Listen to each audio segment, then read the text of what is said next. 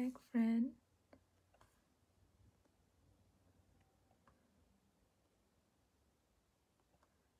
Nisha Singh tag Thavidava. Okay.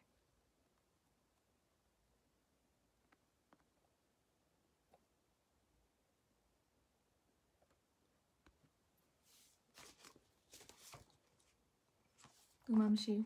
Hello. How get Ming Lava? But my own Chichua Gam Machine, the Gazini Alongo, take some down when Chamare, Chamaga, Nisha Singh Ma, Facebook account Ali, Bank and Hare Boma, Loma Mauna Minute, Chicho account Nabio, or online Telazim Japare, I sorry, Vano. Chichoye Tangazini, sorry, va, Jama Chichoye best friend Pipare, two go don't know Yavaration. Don't quit choa Pitona Wano, Canali Drapa. A raw Jamaga Jamago by a Gauma, Jamaga the interview Rio Bono, the Nangata interview Rio, review Loara, Yawatana Bare, Dwajamulo, the Nanga Yipin, the Yachima review Lo Bare. A Kugale, Jamaica, a Gawa, Bank and Hare, the pep or not the pep bank and Hare, Dwajam, Loma Auna, Lucy, and then review Live Luchan, Jamati, Cho Gawa Nibio, Jamat Delaya Tempare. How, ho, down my mare, and now she is why Louis solution down my mare, no, Nale Bibashe, Jama go go deck Taraba, Cho Gawa need symbol, no? Taste a wally. Oh, okay. Chocolate. Nayani Graham Yara. Oh, okay, Nimali Mouth, Titala, my Tangajan Lion, Nimali. Namaria could be on or Mate Pio, Mati, Piania, Kuaro, Hope Nimali K, Maga, Jalabi. Only a shivima bank and Loma Demiao. So, Akua, Mauna, not your times of blue chills, or CCN interview, Mania Ungria Giare, Yame. A tochong Bioamla, tochong lema bioching, cook to Yari le bada piantara out to ye, but no time me. Bales or Kujaroli, to ga, to pure as a caria, yan to tone as a caria, yan powerful pit, Ariosari, Jama, yan, Mauna lobo. So, really, Dimaji vow. Just take up your not tell me a merely told her, I love you. So, bales or diga bales or di but my own the 2 year bono who are John's already, the then how come you might be down pure and you might be ma February latter year carega or say another move care up a pit and yapit bono to the ten of your babio. General yet the international the then how Clarista word got Erima Yauni bare, Erima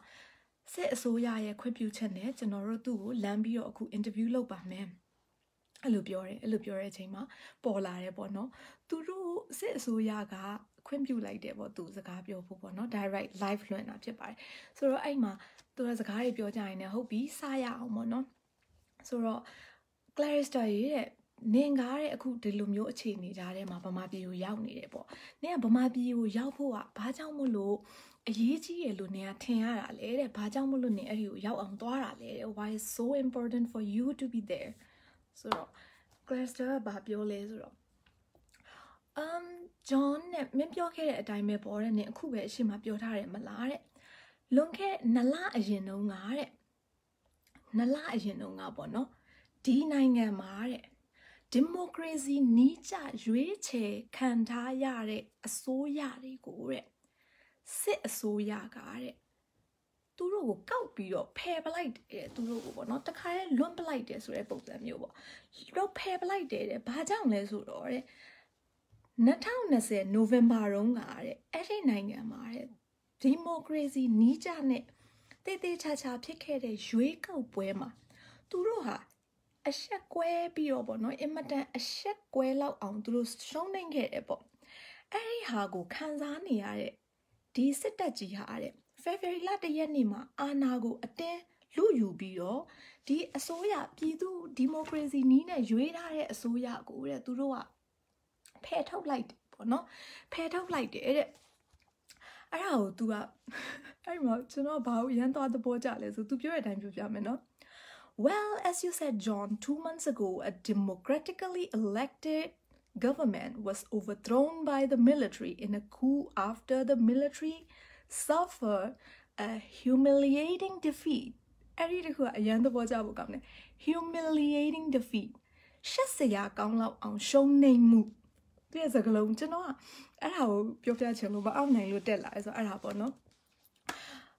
သူသုံးတဲ့စကားလုံးတွေကအရန်သဘောကျလို့ humiliating defeat ရှက်စရာကောင်းလောက်တဲ့ကြာရှုံးမှုကိုခံစားနေရတဲ့စစ်တပ်ဟာနောက်ဆုံး February 1 ရက်နေ့မှာအာဏာကိုသိမ်းလိုက်တယ်အာဏာကိုလုယူသွားတယ်နော်ဟိုကူးလုပ်တယ်ဆိုတာအဲ့လိုမျိုးသိမ်းတာလုတာကိုခေါ်တာပေါ့နော်အဲ့လိုလူလိုက်တယ်တဲ့အဲ့ဒီအချိန်မှာဘာဖြစ်လာလဲဆိုတော့ the coup given a rise an enormous protest အင်မတန်ပြန်လဲဒီ protest အကြီးကြီးအင်မတန်ကြီးရဲ့ protest ကြီးတစ်ခုတနိုင်ငံလုံးမှာဖြစ်လာခဲ့တယ်တဲ့တနိုင်ငံလုံးမှာဖြစ်လာတယ်ဒါကိုကြည့်လိုက်လို့ရှိရင်ね military does not have any support of people of Myanmarမြန်မာနိုင်ငံကပြည်သူလူထုရဲ့ထောက်ခံမှုစစ်တပ်စီမှာတစ်စက်မှမရှိဘူးဆိုတာကိုတွေ့ရတယ်တဲ့ဟုတ်ပြီဆိုတော့ငါတို့ဘာကြောင့်လာရတယ်လဲဆိုရင်တဲ့ we wanted to come here to report on ground ဒီမြေပြင်အခြေအနေအစ်စ်ကိုငါတို့လာပြီးတော့တင်ပြချင်လို့ငါတို့ရောက်ခဲ့ခြင်းဖြစ်တယ်တဲ့တခြား journalist တွေဒီ international journalist တွေတကြောက်မှဒီကိုလာခွင့်မရဘူးတဲ့ငါတို့ကိုယ်တိုင်ကလည်းတဲ့ဒီကိုလာဖို့အများကြီးသော complication တွေအရန်ခက်ခဲရှုပ်ထွေးတဲ့ကိစ္စတွေအများကြီးကိုငါတို့ကြုံရတယ်တဲ့ဒါပေမဲ့လည်းတဲ့ငါတို့ကပေါ့နော်မြန်မာပြည်ကိုရောက်ဖို့ဟာဆိုလို့ရှိရင်တိတ်ပြီးတော့အရေးကြီးတယ်လို့ငါတို့ယူဆတဲ့အတွက်ကြောင့်ဒီဘလောက်ပဲခက်ခဲငါတို့ရောက်အောင်သွားရမယ်လို့ရည်ရွယ်ပြီးတော့စစ်တပ်ကခွင့်ပြုတာနဲ့ငါတို့ရောက်အောင်လာခဲ့တာတဲ့အဲ့မှာသူဘယ်လိုပြောထားလဲဆိုတော့လေဆိုတော့now we came with the permission of military with all the complication တွေဘလောက်ပဲရှိ we still felt this is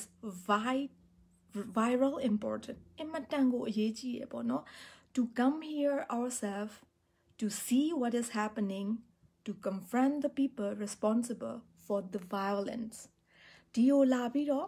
ဘာဖြစ်နေတာလဲဒီ violence ဒီတန်းနေတဲ့အကြမ်းဖက်မှုကြီးကိုဖြစ်နေတဲ့လူတွေဘာကြောင့်ဖြစ်နေတယ်လဲဆိုတဲ့လူတွေနဲ့ငါတို့ထိတ်တိုက်တွေ့ပြီးတော့မှငါတို့ရချင်လို့ဒီကိုလာခဲ့တာတဲ့ဆိုတော့အဲ့မှာတစ်ဖက်ကဘာထပ်မိလဲဆိုတော့နင်တို့ကတဲ့အဲ့ဒီမှာရောက်တော့ရောက်လိုက်ပါရဲ့အဲ့ဒီမှာလွတ်လပ်သတင်းရောယူလို့ရရဲ့လားတဲ့နင်တို့လွတ်လပ်သတင်းရောယူလို့ရရဲ့လားဆိုတော့သူဘာပြောလဲဆိုတော့စစ်တပ်ကအရှက်မရှိဘူးစစ်တပ်ကသူတို့မလာခင်တုန်းကသူတို့ကိုဘလို့မျိုးဂတိပေးထားလဲဆိုတော့မြန်မာပြည်ရောက်လို့ရှိရင်လွတ်လပ်စွာသတင်းရယူခွင့်ပြုမယ်လွတ်လပ်စုံစမ်းစစ်ဆေးခွင့်ပေးမယ်ဆိုပြီးတော့သူတို့ကိုပြောခဲ့တယ်တဲ့အဲ့စကားကိုသူကဘလို့ပြောလဲဆိုတော့ we have been assured prior to coming here have been assured တေချာငါတို့ကိုပြောခဲ့တယ် coming here that we would have freedom and independence ဒီမှာငါတို့လွတ်လပ်ငါတို့သတင်းတွေကိုငါတို့ကြိုက်တယ်လို့ယူလို့ရမယ်ဆိုပြီးတော့ငါတို့ကို assure ပေါ့နော်တေချာသူတို့ငါတို့ပြောခဲ့တယ်တဲ့ဒါပေမဲ့ဒီရောက်တော့ငါဟိုတယ်မှာနေချင်တာလဲနေလို့မရဘူးငါတို့ကအခုကတော့ဒီမှာ तू ကအဲ့ဒီ interview ကို तू ကစစ်တပ်ထဲကနေပြီးတော့ပြောနေတာလုံးဝလေးစားတယ် thank you so much သူတကယ်သတင်းထောက်ပေါ့နော်ဒီကဘာကျော်သတင်းထောက်စုတွေအများကြီးရထားတဲ့သတင်းထောက်ဆိုတာအလကားတော့ဖြစ်ထားတာမဟုတ်ဘူးเนาะ Clarissa Ward ကတကယ်ကိုထိုက်တန်ပါတယ်တကယ်ကိုရဲဝင်တယ်စစ်တပ်ထဲကနေနေပြီးသူဟာဒီသတင်းကို live ဝင်ပြီးပြောနေတာသူဘာပြောလဲဆိုအခုငါတို့စစ်တပ်ထဲမှာနေရတယ်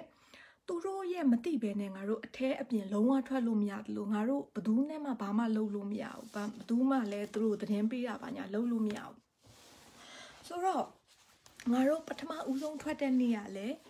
ငါတို့ရဲ့အနောက်မှာစစ်ကား6စီးအဲ့ဒီစစ်ကားမှာလက်နက်ကင်အပြည့်နဲ့စစ်ကား6စီးရှိတဲ့အပြင်ကိုသူတို့ရဲ့အနောက်မှာလည်း minder တွေဟာ constantly ငါတို့နောက်ကိုလိုက်နေတယ် minder ဆိုတာနောက်ရောင်ခံလိုက်တဲ့လူတွေကိုပြောတာသိလားအရက်ဝက်နဲ့လိုက်နေသူတို့ကငပေါ်မှမဟုတ်တာသူတို့အကုန်လုံးသိတယ်တောက်လျှောက်လိုက်နေတယ်ငါတို့လုပ်တဲ့အလုပ်တွေငါတို့စကားပြောတဲ့လူတွေကိုတောက်လျှောက်ဖုန်းဆက်နေတယ်ရေးမှတ်နေတယ်ဖုန်းဆက်နေတယ်ရေးမှတ်နေတယ်တောက်လျှောက်တွေလုပ်ခဲ့တယ်တဲ့ဆိုတော့ဒီမှာကြည့်နော်သူပြောသူ့ကိုမသိဘူးလို့သူကမှတ်နေတာ minders constantly following making notes people making notes making phone call and every single person we talk to ငါတို့စကားပြောတဲ့တယောက်ချင်းစီကိုသူတို့လိုက်မှတ်တယ်နောက်ပြီးတော့ငါတို့လုပ်သမျှအလုပ်တွေကိုလည်းတစ်ခုချင်းစီသူတို့လိုက်မှတ်တယ်နောက်ပြီးတော့မှအဲ့လိုမျိုးလိုက်မှတ်တယ်ငါတို့လုံးဝမလွတ်လပ်ခဲ့ဒါပေမဲ့လည်းနောက်ပြီးတော့ဘလို့ဖြစ်အဲ့လိုမျိုးဖြစ်ခဲ့တယ်ပေါ့နော်သူတို့မလွတ်လပ်ပါဘူးပေါ့ဒါဆိုတော့နောက်ထပ်မေးခွန်းကဘာထပ်မေးလဲဆိုတော့နောက်ပြီးတော့တဲ့နင်တို့ဟုတ်တယ်တဲ့သူတို့ဟာတဲ့လိုက်မှတ်ပြီးတော့တဲ့ဟိုလူတွေကိုဖမ်းတယ်လို့လည်းကြားတယ်နော်တဲ့နင်တို့နဲ့စကားပြောတဲ့လူတွေကိုဖမ်းတယ်လို့လည်းကြားတယ်တဲ့ဆိုခါကျတော့အဲ့ဒါရောဆိုခါကျတော့ဟုတ်တယ်ကွာဒီမှာတဲ့အရန်ကိုတဲ့စိတ်ပြတ်ဖို့ကောင်းတယ်ပေါ့နော်အရန်ကိုသူတို့သတင်းထောက်အနေနဲ့လည်းသူတို့အလုံးလုံးလို့မရအောင်လေအရန်ကိုစိတ်ပြက်စရာကောင်းတဲ့အနေအထားတစ်ခုပဲတဲ့တနေ့ကြတော့တဲ့ငါတို့ကလုံးဝနောက်ဆုံးကြတော့ငါတို့ကိုလူထုတွေကိုထွက်ခွင့်ပြုတယ်သူတို့တော့အနောက်ကပါလာပြီမယ်ငါတို့ကိုလူထုတွေကိုထွက်ခွင့်ပြုပြီးတော့ငါတို့ဟာဈေးတစ်ခုကိုရောက်တယ်တဲ့တကယ်ဈေးထဲမှာငါတို့ကိုမြင်တာနဲ့ငါတို့ကကင်မရာတွေထုတ်ပြီးတော့စပြီးတော့လဲရိုက်ကူးရေးစလိုက်ရောတဲ့လူတွေရတဲ့ငါတို့ချင်းကလာကြတယ်တဲ့ငါတို့လမ်းပြီးတော့တဲ့3 finger salute တွေပြတယ်တဲ့3 finger Hunger Games salute ပေါ့နော်အဲ့ဒီလက်သုံးချောင်းထောင်နဲ့အလေးပြုခြင်းอ่ะလေဒါ Hunger Games ဆိုတဲ့ရုပ်ရှင်ကနေစပြီးတော့ပေါ်လာတာကိုမြန်မာပြည်ကရုပ်ရှင်ကြည့်ရလူတွေကတော့အကုန်သိပြီမယ်အကုန်လုံးတော့သိချင်မှသိမယ်နဲ့တူတယ် Hunger Games ဆိုတဲ့ရုပ်ရှင်မှာအဲ့လိုမျိုးပဲအဲ့လိုဟိုစပြီးတော့မှဒီမင်းသမီးလေးကတော်လန်တဲ့အချိန်မှာသူကဒီကင်မရာကိုကြည့်ပြီးမှသူ့ရဲ့လူထုကိုသူလမ်းပြီးတော့ဒီလိုလုပ်ပြတာ mocking J အနေနဲ့လေဆိုတော့အဲ့ဒီဟာကိုတဲ့သူတို့လုပ်ပြတယ်တဲ့အဲ့ဒီလက်သုံးချောင်းဟာဆိုလို့ရှိရင်အခုမြန်မာပြည်မှာတဲ့မြန်မာပြည်မှာသူကလက်သုံးချောင်းကဘာဖြစ်လာလဲဆိုတော့ဟိုမြန်မာပြည်အာနာဖီဆန်နဲ့ sample သင်္ကေတအဖြစ်သူတို့တွေကသုံးလာကြတယ်ငါတို့အဲ့လိုမျိုးပြောလာတယ်လူတွေဟာငါတို့စီကိုချင်းကပ်လာတယ်ငါတို့သူတို့ရဲ့ story တွေပြောပြလာကြတယ်တဲ့လူမြန်မာပြည်ကလူတွေဘလောက်ထိမှတတ်သိရှိလဲဆိုတော့မြန်မာပြည်ကလူတွေဒီသတင်းထောက်ကိုတွေ့ပြီးတော့အားလုံးပြောတဲ့တတ်သိရှိတဲ့လူတွေအကုန်လုံးဒီနေရာကနေပြီးတော့အလေးပြုပါတယ်နှလုံးသားထဲကနေပြီးတော့လေးစားတယ်အလောက်ထိတတ်သိကောင်းတဲ့ကျမတို့မြန်မာလူမျိုးတွေเนาะမြန်မာလူမျိုးတွေကတော့လေကဘာကျော်နေပြီမြန်မာလူမျိုးတွေရဲ့တတ်သိမြန်မာလူမျိုးတွေရဲ့စီးလုံးမှုခွန်အားရဲ့တကဘာလုံးကအောချနေပြီကျမအရန်ကြည်နူးပါတယ်မြန်မာဆိုရင်လူတွေကကျမတို့ကြည့်ရဲ့မျက်လုံးတွေကတူတော့မှာမဟုတ်ဒီနေ့ကနေစပြီးတော့လေ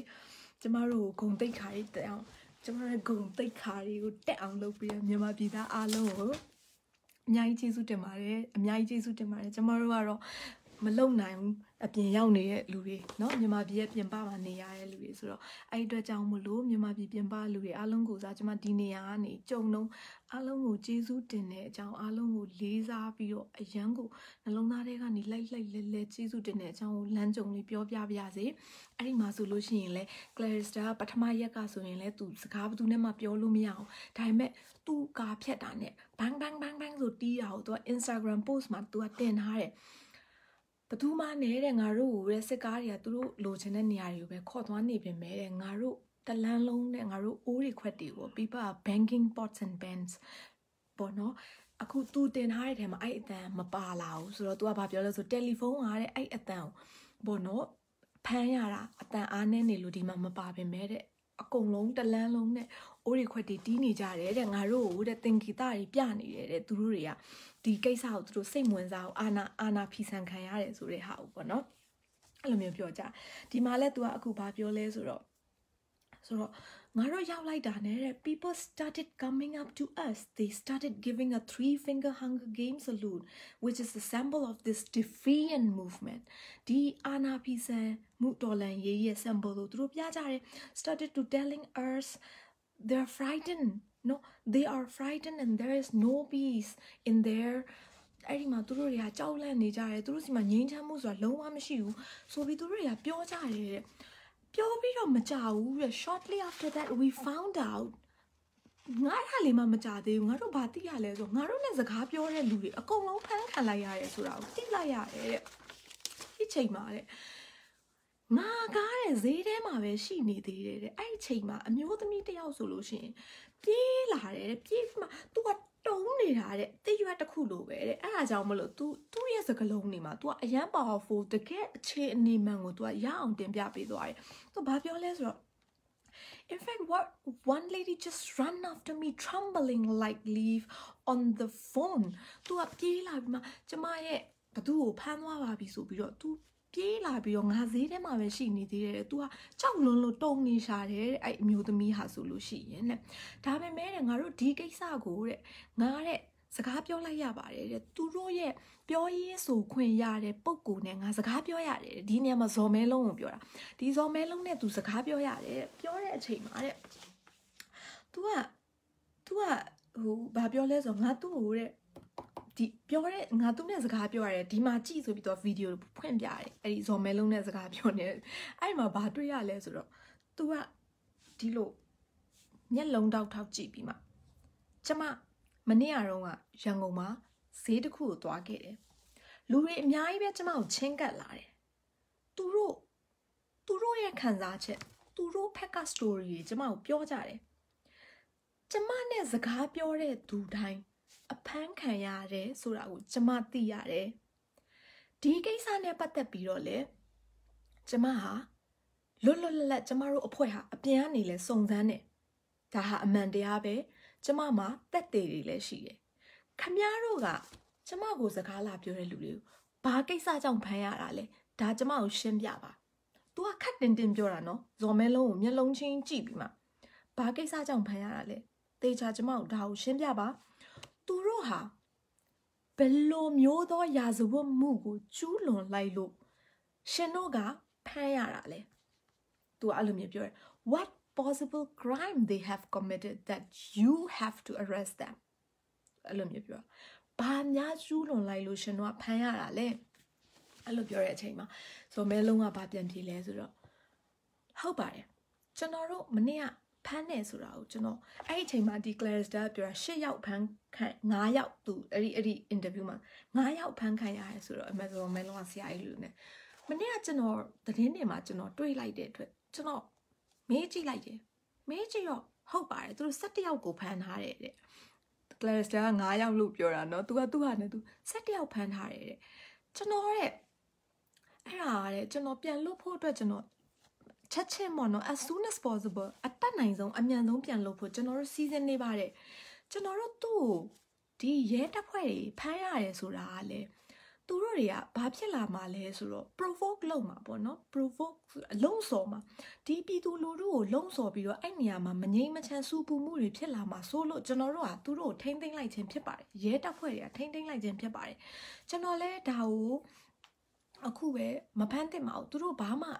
ဘာရာဇဝတ်မှသူတို့မကျူးလွန်ပါဘူးအဲ့တော့ကျွန်တော်သူတို့ကိုအတတ်နိုင်ဆုံးချက်ချင်းပြန်ပြီးတော့လွတ်ပေးဖို့ကျွန်တော်မာကြားပြီးသားဖြစ်ပါတယ်အမိန့်လည်းပေးပြီးသွားပါပြီသူကအဲ့လိုမျိုးပြောရဲပေါ့နော်ဒီအချိန်စကားပြောလိုက်တဲ့ညစာမဲ့အချိန်ဖြစ်နေတာနဲ့ဒီမှာရောက်ခမကြီးယောက်ျားကိုလှုပ်ပေးနေရတယ်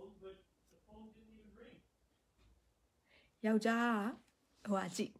basketball ကြည့်နေ final 4ဒီနေ့ဒီက America က March Madness ရဲ့ဟိုပါပေါ့နော်ဒီနေ့ final ပွဲလာနေတာဆိုတော့ထားပါကျမစကားကြီးကကျွန်းသွားမယ်ဆိုတော့ तू ကအဲ့မှာပြန်လွတ်ပေးမယ်လို့ပြောတယ်အဲ့ဒါက तू နဲ့ interview ပြောတာကိုကွက်တီပြတယ်ပေါ့နော်ဒါပြီးခါကျတော့ Clarister ကပြန်ပြောလဲဆိုတော့နောက်ပြီးတော့တဲ့အခုကတဲ့ကျမလည်းတဲ့သတင်းရပါတယ်တဲ့10ယောက်သူတို့ဖမ်းသွားတဲ့ထဲက10ယောက်ကတော့အနည်းဆုံးလွတ်သွားပါပြီတဲ့အခုလူ10ယောက်လွတ်သွားပြီတဲ့အဲ့တော့အဲ့ဒီ10ယောက်ကတဲ့10ယောက်လွတ်သွားတယ်လို့ကြားရတဲ့အတွက်ကြောင့်ねအများကြီးစိတ်သက်သာရပါတယ်တဲ့ဒါပေမဲ့လေလာပြီကျမတို့ဒီစစ်တပ်ကဘလောက်အထိမှညံတိမ်ကလေးဆိုလို့ရှိရင်ဒီကာလကြီးမှာအဲ့လိုကြီးဖမ်းပြီးတော့လေ तू ကမီးဖွင့်ပြလိုက်တာ तू ကဟင်းပြလိုက်တာပဲဘာပြလိုက်တယ်လဲဆိုတော့ဒီမှာအမျိုးသမီးကဘာပြောသွားလဲဆိုဒီမှာကျွန်တော်ရေးမှတ်ထားတယ် but still they just give you such an idea of the situation of the people in there that they can't even tell in front of the camera that they are frightened, that they want better future, and that they want democracy without being arrested. သူကဘာပြောလဲဆိုတော့ဒီအခြေအနေကိုကြည့်လိုက်ရင်မြန်မာပြည်ကလူတွေရဲ့အခြေအနေမြန်မာပြည်ကလူတွေရဲ့အခြေအနေကိုကျမတို့တဲ့ကောင်းကောင်းမှန်းလို့ရပြီတဲ့သူတို့တွေဟာဆိုလို့ရှိရင်ဒီကိုကြောက်နေကြောင်းကိုဟာကြောက်ပါတယ်ကိုဟာပုံမကောင်းမွန်တဲ့အနာဂတ်ကိုရချင်ပါတယ်ကျမတို့ဟာဒီမိုကရေစီရချင်ပါတယ်ဆိုတဲ့စကားကိုတော့သူတို့ဟာကင်မရာရှေ့မှာပြောခွင့်မရဘူးတဲ့ဒီအခြေအနေဟာတဲ့ဘလောက်ထိအောင်စိုးလိုက်တယ်လေတဲ့သူတို့အတွက်တဲ့ဒါကတဲ့ that's how အခုလာပြီအရသာရှာ that's how threaten the military is by the people ဒီဟာကိုကြည့်လိုက်လို့ရှိရင်စစ်တပ်ကပြည်သူကိုဘလောက်တောင်ကြောက်နေတယ်လဲဘသူကကြောက်တာလဲစစ်တပ်ကပြည်သူကိုကြောက်နေတာသူတို့တွေကကဘာမှာသိအောင်ပြောလိုက်ပြီနော်စစ်တပ်ကပြည်သူကိုဘလောက်တောင်ကြောက်နေတယ်လဲဆိုတာတဲ့အရန်ကိုတိတာထင်ရှားပါတယ်တဲ့ဒီပြည်သူတွေကိုဘလောက်ကြောက်နေတယ်လဲဒီလှုပ်ရှားမှုကြီး the enormously popular protest movement enormously popular protest movement တလောက်ကိုကြောက်စရာကောင်းလောက်အောင်တကယ်ကိုအကြီးကြီးကို popular ဖြစ်နေတဲ့ဒီလှုပ်ရှားမှုကိုသူတို့ဘလောက်သွေးပြက်နေတယ်လဲဆိုတာဒီဟာကြည့်ရင်သိနိုင်ပါတယ်သူတို့ဟာလူတွေကိုကင်မရာရှေ့ထွက်ပြီးတော့ကျမတို့ကြောက်ပါတယ်ကျမတို့ကကြောက်ပါတယ်ကျမတို့ကဒီဟာကိုကျမတို့ဒီမိုကရေစီလိုချင်ပါတယ်လို့တော့သူတို့အပြောမခံရဲဘူးတဲ့ဆိုတော့ကျမတို့ဘာကံကောင်းလဲဆိုတော့ကျမအမြဲတမ်းကျမယုံကြည်ရဲ့ဓမ္မဘက်မှာတရားကိုနှက်ဆောင်တယ်သူတို့တွေအင်တာနက်ပိတ်နေတယ်เนาะဒီဟာလေးကမပိတ်ခင်ရက်လေးမှာ Clarista Watt ရောက်နေတယ်ဆိုတော့လူတွေသိခွင့်ရလိုက်တယ်ဒီကင်မရာကင်လိုက်တာနဲ့ဒါ Clarista Watt ဒါ CNN နာဆိုတာကိုကျမတို့ပြည်သူတွေသိလိုက်ရတယ်ကျမတို့ပြည်သူတွေတတိရှိနဲ့အရှိထွက်ပြီးစကားပြောခွင့်ရတယ်ဒီအခြေအနေကြီးကိုတမအမှန်တော့ first credit ကတော့ပြည်သူတွေကိုသွားတာပါကျမပြောတာဒီအခြေအနေတွေကသူတို့ကအခုအင်တာနက်ကြီးပိတ်ချလိုက်အောင်တော့သူတို့ကိုကဘာမြင်သွားပြီ CNN ကတကယ်ကဘာကျော်အကြမ်းဖက်သမားတွေဆဒမ်ဟူစိန်ကဒါဖီတွေနဲ့သွားပြီးအင်တာဗျူးလုပ်ခဲ့တဲ့ Clarissa Ward သူ့နာမည်ကရှာလိမ့်သွား Clarissa ကိုယ်တိုင်မြန်မာပြည်ရောက်လာပြီးမှသတင်းပို့ခွင့်ရလိုက်တာကျမတို့ရဲ့မဟာအောင်ပွဲပါကျမတို့နိုင်ကိုနိုင်မယ်ကျမအမြဲတမ်းပြောနေတယ်ကျမတို့နိုင်နေပြီကျမတို့ဟာနိုင်တဲ့လမ်းကြောင်းမှာရောက်နေတယ်အာတင်ထားဆိုတာကကျမတို့ကိုအဖက်ကကောင်းချီးမင်္ဂလာတွေကကျမတို့စီမှာရှိနေတယ်အဲ့ဒီအတွက်ကြောင့်ဆက်ပြီးတော့အာတင်ထားမယ်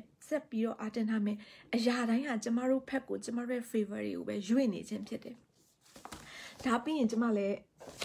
သတင်းထောက်လှုပ်ရှားတော့မယ်အရန်နေသတင်းတွေကိုပြူပြီးတော့ကြည်နေတာလေတနေ့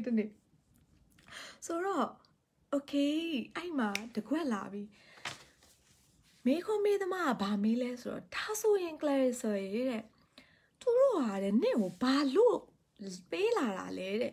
လာပြီးတော့တဲ့အင်တာဗျူးလုပ်ပြီးတော့တဲ့အင်တာဗျူးဖြေသမျှလူကိုဖမ်းမယ်ဆိုမှတော့အစကတည်းကနင့်ကိုသူတို့ဘာဖြစ်လို့မြန်မာပြည်ကိုအလာခံရတာလဲတဲ့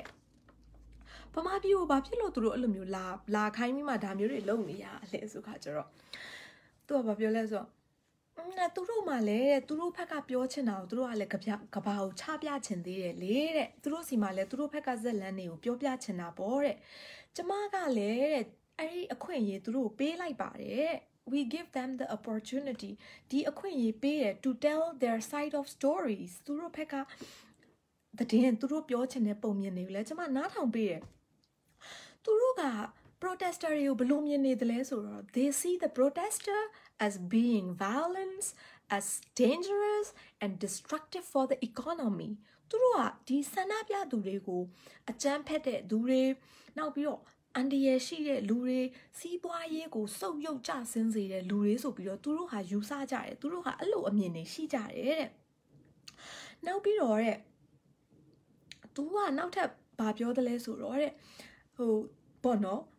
victims တွေကိုလည်း they paraded the victims သူတို့တင်ပြတဲ့တရားခံဆိုတာတွေကိုလည်းတဲ့စီတန်းပြီးတော့ကျမတို့ကိုပြပေးတယ်တဲ့လူတွေအများကြီးပဲတရားဟုတ်ပြီးတယောက်က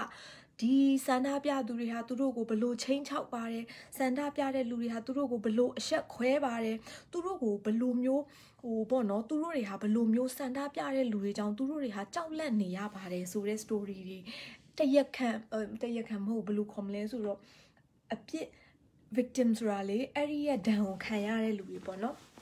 အဲ့ဒီတန်းကိုခံရပါတယ်ဆိုတဲ့လူတွေကိုလည်းတဲ့သူတို့စီတန်းပြီးတော့ပြတယ်တဲ့ကျမတို့အတွက်တန်းစီနေတာပဲတဲ့သူတို့အဲ့လိုမျိုးတွေထုတ်ပြခဲ့ကြတယ်တဲ့နောက်ပြီးတော့တဲ့သူတို့တွေကတဲ့ protester တွေက vandalize လုပ်ထားတဲ့စန္ဒပြသူတွေဟာစန္ဒပြသူတွေအကြမ်းဖက်ဖျက်ဆီးထားပါတယ်ဆိုတော့အဆောက်အအုံတွေကိုလည်းကျမကိုခေါ်ပြတယ်တဲ့အဲ့ဒီအချိန်မှာအဲ့ဒါသူတို့မီးရှို့ပြီးမှကနမာ wholesale ကြီးကိုပြထားတာအမျိုးသမီးကဒါကိုလုံးဝပပလေးပဲဆိုအဲ့လိုလုံးဝအရေးမထားပဲနဲ့အဲ့လိုရှက်ရှက်ကလေးပဲပြောသွားစန္ဒပြသူတွေဖျက်ဆီးပါတယ်လို့သူတို့ပြောတဲ့အဆောက်အအုံတွေကိုလည်းငါ့ကိုတဲ့ခေါ်သွားတယ်တဲ့ဒိုင်မဲတဲ့ဒီဟာကိုကြည့်လိုက်မယ်ဆိုလို့ရှိရင်တဲ့ဒါကိုကြည့်လိုက်မယ်ဆိုလို့ရှိရင်ပေါ့နော်ဒီနှစ်အတွင်းမှာသူတို့ကဒီပြန်ပြီးတော့ရွေးကောက်ပွဲလုပ်ပေးမယ်လို့သူတို့ပြောတယ်ပေါ့နော်ဒီရွေးကောက်ပွဲလုပ်ပေးမယ်ဆိုတာကိုလူတွေကဘာဖြစ်လို့မလိုလားဘူးလဲဆိုတော့တဲ့ရှင်းနေတာပဲတဲ့ရွေးကောက်ပွဲတရားမျှတသောရွေးကောက်ပွဲဟာကျင်းပပြီးသွားပြီတဲ့တရားမျှတစွာပြည်သူတွေဒီမိုကရေစီနီးလန်းတကျရွေးထားတဲ့ရွေးကောက်တင်မြှောက်ထားတဲ့အစိုးရတရက်လည်းရထားပြီးပြီအဲ့ဒီရွေးကောက်ပွဲမှာဘသူနဲ့မှမဆိုင်တဲ့ဂျားနေပေါ့နော် free observers တွေပေါ့ဘယ်အဖွဲ့မှမဟုတ်တဲ့လေလာစောင့်ကြည့်တဲ့လူတွေလည်းရှိတယ်ဒီစောင့်ကြည့်တဲ့လူတွေကလည်းဒီပွဲမှာ fraud လုံးဝမရှိဘူးမဲလိမ်လည်မှုဆိုတာမဲစိတ်မဲလိမ်လည်မှုနဲ့မဲစင်းနည်းနည်းပပမာယွန်းမှုနဲ့မတူဘူးနော်မဲပွဲတိုင်းမှာမဲစင်းအနည်းအကျဉ်းမာယွန်းမှုရှိတယ်သူတို့ကမဲလိမ်လည်မှု10 သန်းသောမဲလိမ်တယ်လို့သူတို့ပြောတော့ဒီလိုမျိုးဟာတွေလုံးဝမရှိခဲ့ဘူးဆိုတာတဲ့ဒီ free observers တွေကလည်းရှိခဲ့ပြီးသားတဲ့ဒါကိုလည်းတဲ့ဒီစစ်တပ်ကတဲ့အတင်းဇွတ်ကြီးဝင်ပြီးမှဒီရလက်ကိုရပ်ပြီးမှမဟုတ်ဘူးလိမ်နေဆိုပြီးမှအာနာကိုဇွတ်ကြီးသိမ်းသွားတာတဲ့အာနာကိုဇွတ်ကြီးသိမ်းသွားတာဒါကြောင့်မို့လို့တဲ့သူတို့စကားကိုလည်းယုံတဲ့လူလုံးဝ very few people believe very few ဆိုတာ no နဲ့အတူတူပဲအင်္ဂလိပ်စကားမှာလေသူ့ကိုယုံသမားဘယ်သူမှမရှိဘူးတဲ့သူတို့စကားကိုဘယ်သူမှမယုံကြဘူးတဲ့ဆိုတော့တဲ့ဒီလူတွေဟာတဲ့ဒီစစ်တပ်ရဲ့အုပ်ချုပ်မှုအောက်မှာ half a century ရာစုနှစ်တဝက်တိတိဖိနှိပ်ပြီးတော့သူတို့နေလာရပြီးသားဖိနှိပ်ခံတဲ့ဘဝမှာသူတို့နေခဲ့ရပြီးသား they are not willing to give up they are not willing to let it go of their hard-earned democracy သူတို့ခက်ရယူထားတဲ့ hard-earned သူတို့တွေhard earn ဆိုတာကျမတို့1988 1988 2009 1996ဒီမှာကျမတို့အသက်တွေအများကြီးရင်းပြီး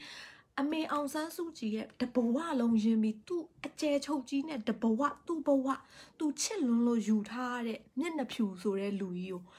သေတာတောင်သူမသွားကြည့်ဘူးငါယောက်ျားသူချစ်လွန်းလို့ယူထားတဲ့အင်္ဂလိပ် Mr. Eric ကြီးကိုအသက်ထွက်တာတော့သူလဲမကြည့်ပဲနဲ့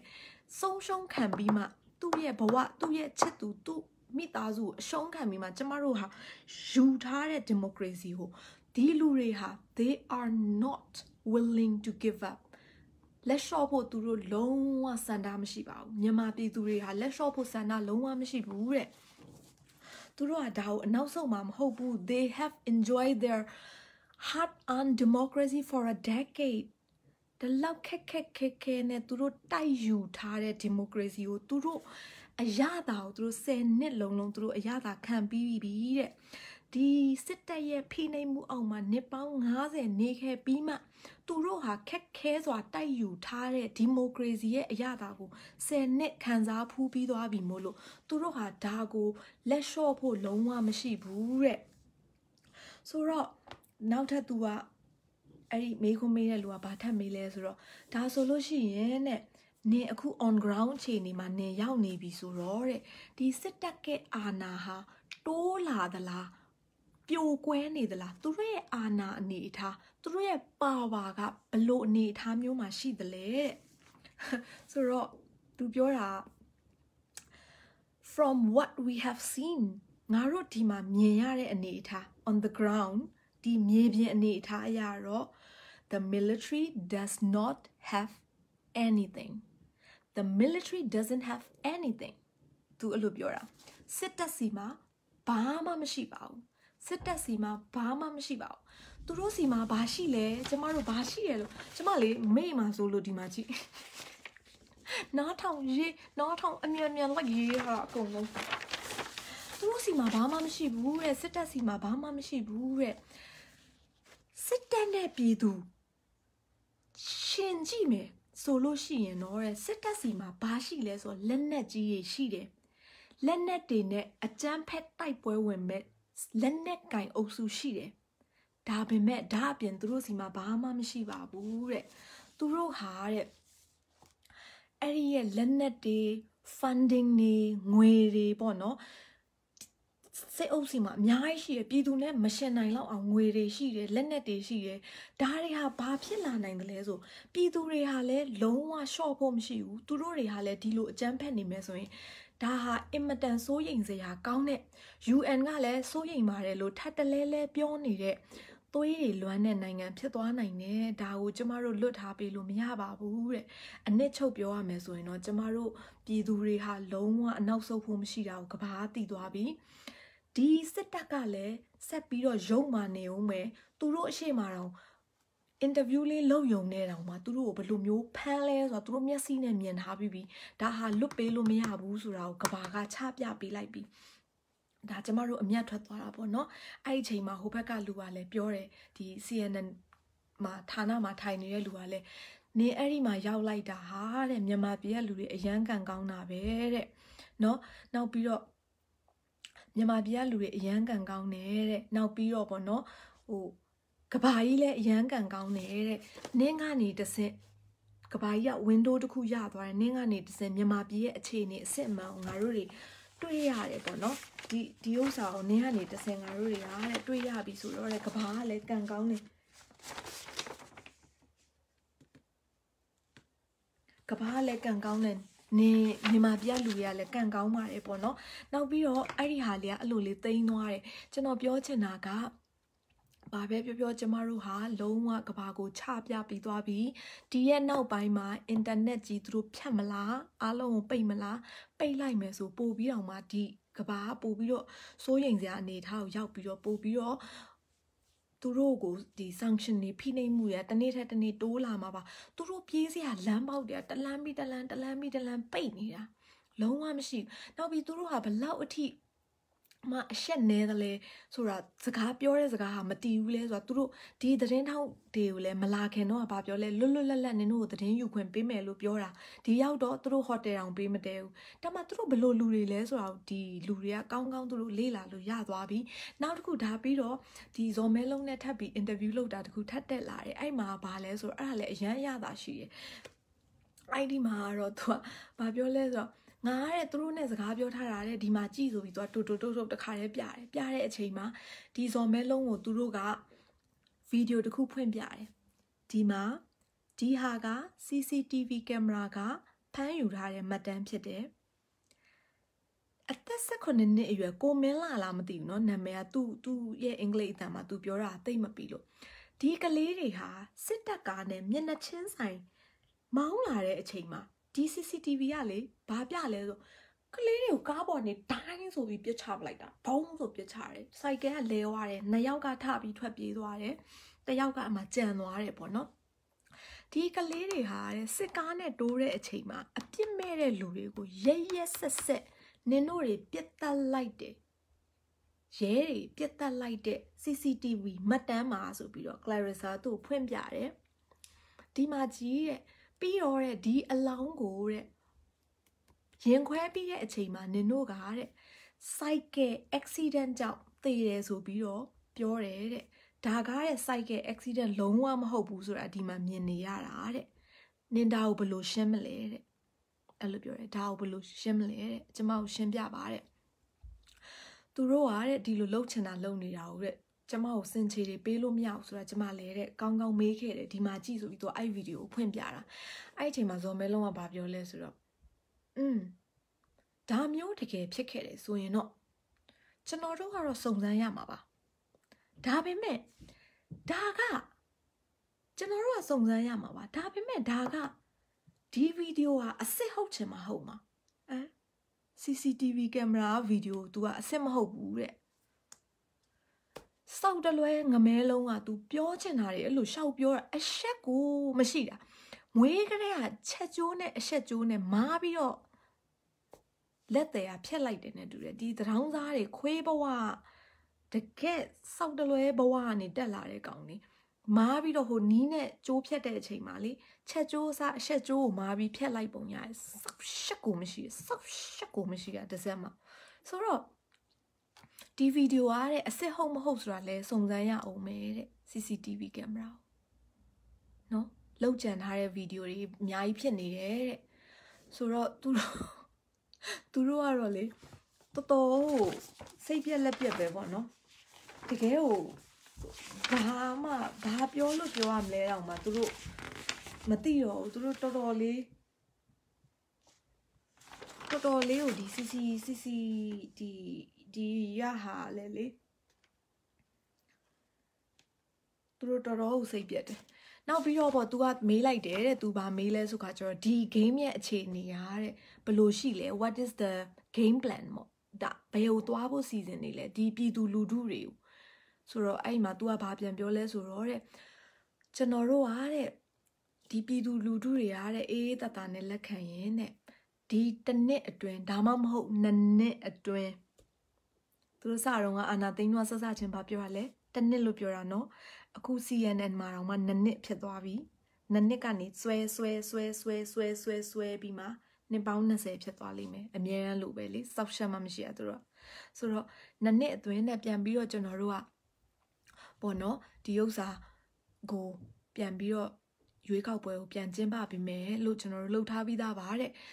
အဲ့လိုမျိုးဖြေတယ်တဲ့ဒါပေမဲ့ပြည်သူလူထုကရွေးကောက်ပွဲကိုအလိုမရှိတော့ဘူးတဲ့ဒီမိုကရေစီနည်းအရရွေးကောက်ပွဲဆိုတာကြီးကကျင်းပပြီးသွားပြီရွေးကောက်ပွဲမှာနိုင်တဲ့အစိုးရကလည်းပေါ်ထွက်လာပြီးပြီအခုဒီအစိုးရပြည်သူတွေရွေးထားတဲ့ candidate တွေအကုန်လုံးကိုထောင်ထဲထည့်ပြီးမှသူတို့ကဘာရွေးကောက်ပွဲထပ်လုပ်ပေးမှလဲပြည်သူတွေချစ်တဲ့ပြည်သူတွေကြိုက်တဲ့ candidate ပြိုင်ပွဲဝင်နေသူတို့မှမရှိတော့တာတဲ့အရှင်းကြီးရဲ့စကလေးကသူဟာတဲ့ humiliating defeat အတွက်ပဲသူစောက်ရှက်ကြီးကွဲပြီးမှရှုံးတာရှင်းပြောရင်မြန်မာစကားနဲ့တဲ့ပြောရင်စောက်ရှက်ကြီးအကြီးကွဲပြီးမှရှုံးတာပေါ့နော်အဲ့ဒါကိုမခံမရပ်နိုင်လို့သာဒီအာနာသိမ့်မှုကြီးဖြစ်လာတာ哦တဲ့သူတို့ကျင်းပတဲ့ရွေးကောက်ပွဲဆိုတာဘာယုံရမှာလဲဘသူကအဲ့ဒါကိုလိုချင်မှာလဲပြည်သူကလည်းလုံးဝလက်ခံမှာမဟုတ်တလို့သူတို့တွေဒီလိုဆက်ပြီးတော့တနတ်တွေကိုဒါဒီလိုမျိုးသူတို့ဒီဗျမ်းပဓာဒီလိုတွေဒါသူတို့ရဲ့အာဏာတွေကိုတုံးနေမယ်ပြည်သူကိုစကားတောင်ပြောခွင့်မပေးဘူးဆိုရင်တော့မြန်မာပြည်ဟာကျမတို့တစ်ကမ္ဘာလုံးလုံးဝမလိုလားတဲ့ civil war ထဲကိုရောက်သွားမှဖြစ်ပြီးတော့ဒါကိုကျမတို့လည်းမလိုလားဘူး UN ကလည်းမလိုလားကြဘူးဒါကိုကျမတို့ကတော့တခုခုဒါနဲ့ပတ်သက်ပြီးကျမတို့အရေးဆောင်ရွက်စရာရှိတာတွေကတော့ဆောင်ရွက်တဲ့လူတွေဆောင်ရွက်ရတော့မှာပေါ့သူကတော့သတင်းထောက်ပြီးတကယ်ကဘာကျော်သတင်းထောက်ပြီးအကောင်းဆုံးပေးသွားပြီးကျမတို့ကဆက်ပြီးတော့အားတင်းထားဖို့ပဲလိုတယ်ကျမကလေဒီနေရာကနေပြီးကိုကလေဘလောက်အထိလေးစားလဲဒီမြန်မာလူမျိုးမြန်မာပြည်သူတွေကိုဘလောက်အထိလေးစားလဲနှလုံးသားထဲကနေဘလောက်သူတို့အတွက်ရှံပြီးတော့ကျမရဲ့ချစ်ချင်းမြတ်တာတွေကျမရဲ့ဆုတောင်းတွေထွက်နေတယ်လဲဆိုတာကိုဟာနဲ့ကိုတော့မနိုင်ပါဘူးကျမတို့မြန်မာလူမျိုးတွေရဲ့တတ်တီကိုအရန်ပဲလေးစားပါတယ်အရန်လဲကျမတို့အရေးတော်ပုံအောင်ပါပါမောပန်းနေတဲ့လူတွေကျေးဇူးပြုပြီးတော့အားတင်းထားပေးပါတတ်တီမရှိဘူးကြောက်တယ်ဒီတို့ရဲ့စန္ဒပြနေတဲ့လူတွေကြောင့်ကိုယ်အိမ်တွေထိခိုက်မှာကြောက်တဲ့လူတွေနေပြည်တော်အကုန်ပြောင်းမှာနေပြည်တော်ကိုပြောင်းမှာအဲ့နေရာမှာသူတို့တွေနိုင်နေအုပ်ချုပ်နေပါတယ် စာနာပြမှုတွေလည်းတိတ်မရှိဘူးနဲ့တူတယ်ကြည်ရတာအဲ့တော့ဒီဂျန်ဇီတွေစာနာမပြနဲ့ဘာညာလို့တားနေတဲ့ဒီပြည်သူလူထုဆိုတဲ့ဒီအစုပ်ပလုတ်တွေကအကုန်နေပြီးတော့ပြောင်းပေးပါအဲ့ဒါမှကျမတို့တိုက်ပွဲဖြစ်တဲ့အချိန်လဲခမရတို့ဘုံနဲ့လာထုရတာလွယ်ပါလိမ့်မယ်ကျမတို့ဟာပြည်သူတွေရဲ့ဆန္ဒပြပွဲကိုလည်းထောက်ခံတယ်ဆန္ဒပြပွဲကြောင့်လာမဲ့ရလက်တွေကိုလည်းကျမတို့ဟာရင်ဆိုင်နိုင်တယ်ဆိုတဲ့လူတွေပဲရန်ကုန်မှာနေပေးပါမြို့တွေမှာမနေပေးပါကျမတို့ကလေးတွေကတော့အနောက်ဆုတ်ဖို့မရှိပါဘူး။ဘာကြောင့်လဲဆိုတော့သူတို့ရဲ့အနာဂတ်ကိုသူတို့လက်ထဲမှာကိုယ်အနာဂတ်ကိုကိုယ်တိုင်ရေးဆွဲကြမှာဖြစ်ပါတယ်။တတိမရှိတဲ့လူတွေရွာပြောင်းမှာရွာဆိုတာလေနေပြီးတော့ပြောင်းမှာကျမတို့အဲ့ဒီအချိန်မှာတခါတည်းမောင်းသူမဲ့ drone တွေပါပို့ရင်လွယ်တာပေါ့တစုတစည်းတဲ့ခမားတို့တွေအကုန်လုံးနားအေးသွားအောင်လို့စောက်ရှက်မရှိတဲ့လူတွေခလေးတွေအသက်နဲ့ရင်းပြီးရှာထားပေးတဲ့ဒီမိုကရေစီတိုင်းတပြင်းနဲ့ခမားတို့တွေလည်းပဲလာပြီးတော့စောက်ရှက်မရှိသူများတွေရှာယူထားတဲ့ဟာကြရင်ခမားတို့လည်းလာပြီးခံစားကြအောင်ပါပဲမလားဆိုတော့ကဘာမှာရှိသမျှအရာရာတိုင်းအရွေ့တိုင်းကကျမတို့ဘက်ကိုသွားနေပါတယ်စိတ်တက်ကြစရာလုံးဝမရှိပါဘူးကျမတို့အောင်မယ်တော့မှမပြောဘူးအောင်ပါတယ်အောင်နေပါတယ်ကျမတို့လုံးဝပြည်သူတွေကလည်းအနောက်မဆုတ်တဲ့အရှိကိုတက်နေတာနဲ့ကျမတို့နိုင်ငံရဲ့ကျမတို့မြန်မာလူမျိုးဆိုတာဘာလဲမြန်မာတွေရဲ့တတ္တိမြန်မာလူမျိုးတွေဘလောက်ထိအောင်တတ္တိရှိသလဲဘလောက်ထိအောင်ကိုဂျိုးစွန့်တယ်လဲဘလောက်ထိ selfless လဲเนาะသေသွားနိုင်တာတည်နဲ့အရှိတက်နေတဲ့မြန်မာလူမျိုးတွေရဲ့မြင့်မြတ်မှုမြန်မာလူမျိုးတွေရဲ့တတ္တိရှိမှုကျမတို့မြန်မာရဲ့တန်ဖိုးကဘာကိုချပြနိုင်လိုက်တာတဲ့ကျမတို့ရဲ့အနိုင်မှာကျမတို့ကနိုင်သွားပါပြီဒါကြောင့်မို့လို့ဆက်ပြီးတော့အားတင်ထားပေးပါကျမတို့နိုင်ကိုနိုင်နေပါတယ်လုံးဝကျမတို့ပဲနိုင်ပါမယ်အားလုံးပဲဒီနေ့ကတော့ပျော်ပျော်ရွှင်ရွှင်ပဲအားလုံးပဲကောင်းသောနေ့လေးဖြစ်ပါစေလူတိုင်းကိုရှေ့တန်းကိုတက်ပြီးတော့တိုက်ပွဲဝင်နေတဲ့လူ OT ပေးတဲ့လူဘာမဆိုလုပ်တဲ့လူအကုန်လုံးကိုကျွန်မ